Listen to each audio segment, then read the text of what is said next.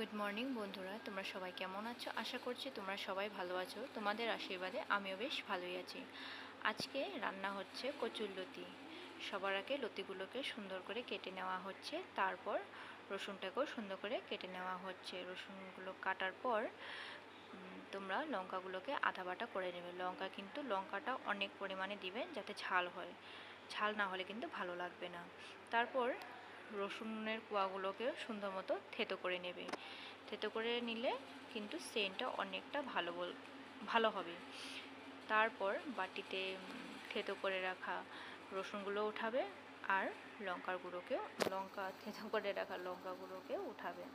তারপর কচুরলতিটাকে সিদ্ধ করার জন্য কড়াই বা প্রেশার কুকারে সামান্য পরিমাণে লবণ দিয়ে সেদ্ধ করবে। বেশি পরিমাণে সিদ্ধ করবে না, যাতে গলে কচুর শাক হয়ে যায়। ঠিক আছে, পরিমাণ অনুযায়ী সিদ্ধ করে নেবেন, তখন দেখবেন রান্না করতে কিন্তু অনেকটাই সুবিধা হবে। সেদ্ধ না করলে কি হয়, অনেক সময় কিন্তু গলায়ও লাগে, যার জন্য সিদ্ধ করে নেওয়াটা ভালো। ঠিক আছে, তারপর তোমরা কি করবে, গ্যাস ধরিয়ে কড়াই বসিয়ে দেবে। কড়াই যখন গরম হবে তেলটা দিয়ে দেবে। তেলটা দেওয়ার পর দেখবে যে তেলটা গরম হয়ে আসলে কিন্তু ধোঁয়া বেরোবে। তখন আপনারা কি করবেন, থেতো করে রাখা রসুন কুচিগুলো দিয়ে দেবেন আর সুন্দর মতো নাড়াচাড়া করবেন। রসুনের রঙটা যখন বেরিয়ে আসবে তখন দিয়ে দেবে সেদ্ধ করে রাখা কচুরলতিগুলো। আমি আরও একবার বলছি, কচুরলতিগুলো কিন্তু খুব একটা সিদ্ধ করবে না, সামান্য পরিমাণে সিদ্ধ করবে, না হলে কিন্তু কচুরলতি গলে কচুর শাক হয়ে যাবে। আমি বারবার বলছি।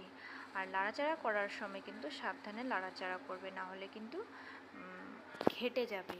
তারপর পরিমাণ অনুযায়ী নুন আর হলুদ দিয়ে সুন্দর মতো নাড়াচাড়া করবে। তারপর দিয়ে দেবে আধা বাটা লঙ্কা বাটা।